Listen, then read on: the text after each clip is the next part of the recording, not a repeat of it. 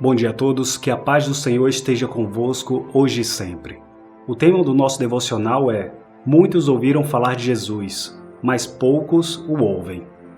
Esta reflexão está baseada em Lucas 6, versículos 46 ao 49, que assim nos dizem: Por que vocês me chamam Senhor, Senhor, e não fazem o que eu digo? Eu lhes mostrarei a que se compara aquele que vem a mim, ouve as minhas palavras e as pratica. É como um homem que, ao construir uma casa, cavou o fundo e colocou os alicerces na rocha. Quando veio a inundação, a torrente deu contra aquela casa, mas não a conseguiu abalar, porque estava bem construída. Mas aquele que ouve as minhas palavras e não as pratica, é como o homem que construiu uma casa sobre o chão, sem alicerces. No momento em que a torrente deu contra aquela casa, ela caiu e a sua destruição foi completa. Esta passagem nos ensina sobre o senhorio de Cristo, sobre ensino bíblico e sobre valores bíblicos. Quando estamos debaixo do senhorio de Cristo, nós nos colocamos numa relação de submissão, onde somos chamados de servos de Cristo.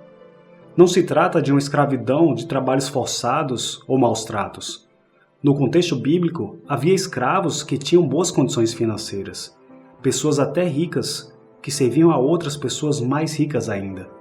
Somos chamados servos de Cristo porque deixamos de ser escravos do pecado e fomos comprados pelo sangue do Cordeiro. Em Filipenses capítulo 1, versículo 1, Paulo se dirige à igreja dizendo: Paulo e Timóteo, servos de Cristo Jesus, escrevemos a todo o povo santo em Cristo Jesus que está em Filipos, incluindo os bispos e diáconos. Paulo usa o termo servo ou escravo, dependendo da versão, mostrando que se colocava debaixo do senhorio de Cristo, buscando sempre obedecer a Jesus. Assim como Paulo, precisamos conhecer a Cristo para obedecê-lo. Não basta ouvir falar de Jesus, é preciso ouvir a Jesus. Em João 1, versículo 1, lemos que Jesus era a palavra. Em Efésios 6, é dito que a palavra de Deus é a espada do Espírito.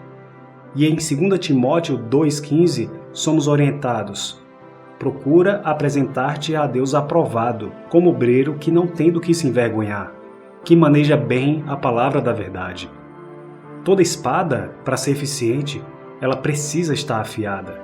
Em Hebreus 4,12 está escrito: pois a palavra de Deus é viva e eficaz, e mais afiada que qualquer espada de dois gumes. Ela penetra até o ponto de dividir alma e espírito, juntas e medulas, e julga os pensamentos e as intenções do coração. Vivemos tempos difíceis.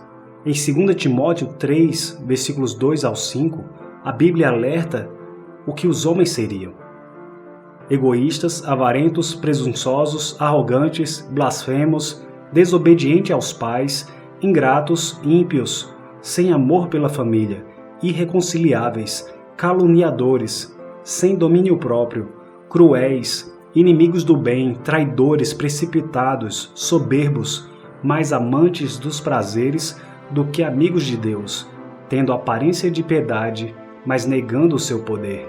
Afaste-se destes também. Esses versículos descrevem com exatidão o que vemos na sociedade atual. Por isso, precisamos manejar bem a espada do Espírito, para discernir o certo do errado, a vontade de Deus e a vontade humana.